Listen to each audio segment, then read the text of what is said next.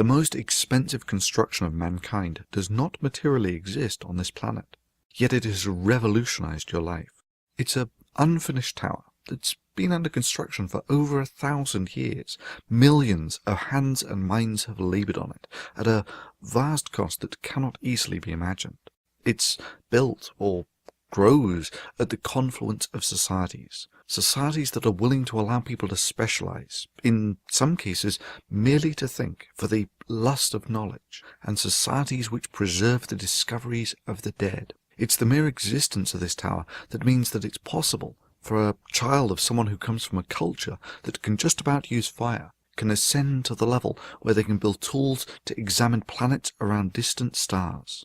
It's the ivory tower, forged from the summation of the knowledge of mankind, and it's our single most valuable asset, for if it were lost, it would take us generations to rebuild it. We've all climbed the ivory tower to an extent. It influences the way that we view ourselves, our civilization, indeed our very place in the cosmos. It enables ample clean water, life-saving operations, worldwide travel, and even the ability to hold the music of thousands in the palm of your hand. In themselves, miracles beyond many an Iron Age god. But relatively few perceive what it is that they're climbing, or indeed what the tower is made from. The bricks of the tower are the thoughts of the minds of thinkers long dead, the shoulders of giants, preserved by our Enlightenment values. But what makes them strong is the scrutiny of those concepts by others. The free exchange of ideas is the quality control that ensures the structural integrity and expandability of the tower. And it's the growth of this tower that has allowed our enlightened world to proceed from the Wright brothers to landing on the moon in less than 100 years. Indeed, the growth of this tower may yet turn out to be the key component in determining the survivability of our species. But what gives the tower strength is that every brick within it is fully scrutinized for flaws, from all angles, to the best of the ability of the mental craftsmen of that era. There is no dogma, no secret, there is no weakness that cannot be exposed, corrected, or expunged. For where a society accepts dogma, that there are concepts beyond question, whether it's about burning witches or drawing prophets. Another Middle Eastern capital, another Western embassy on fire. That society is locked in that state in perpetuity. It can never advance, it can never grow beyond that dogma. For these boys, this is the only world they know. For many of them, it may be the only world they will ever know. They're not learning about math and science here. They're not learning about the world. They're learning only about one thing, God, Islam.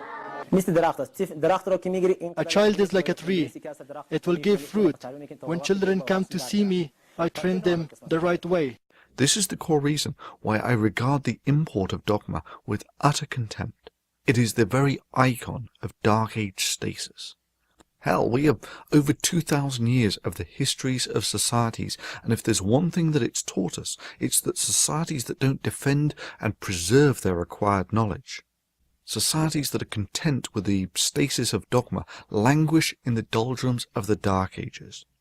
For it is only the ivory tower that separates societies like this from this. For these reasons, I fiercely resist the import of dogma, for dogma is corrosive to the very matrix of the ivory tower, and the bane of those who do not want their society to regress.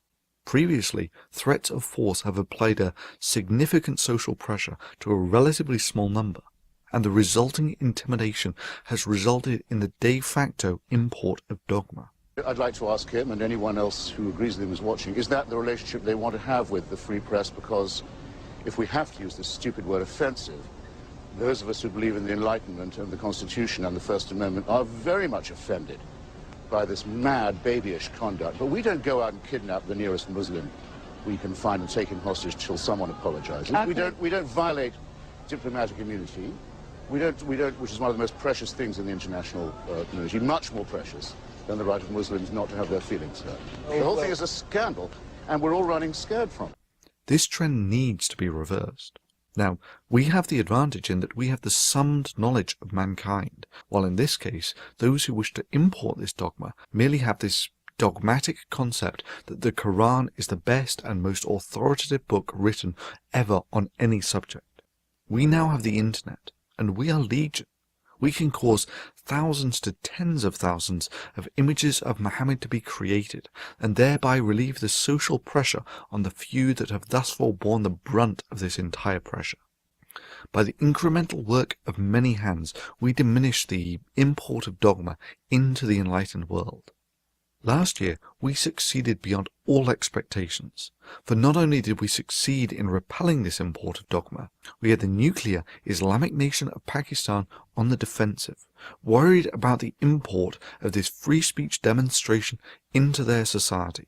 For while they are trying to prevent the import of Enlightenment values into their country, they are not applying a social pressure towards the export of dogma to the enlightened world.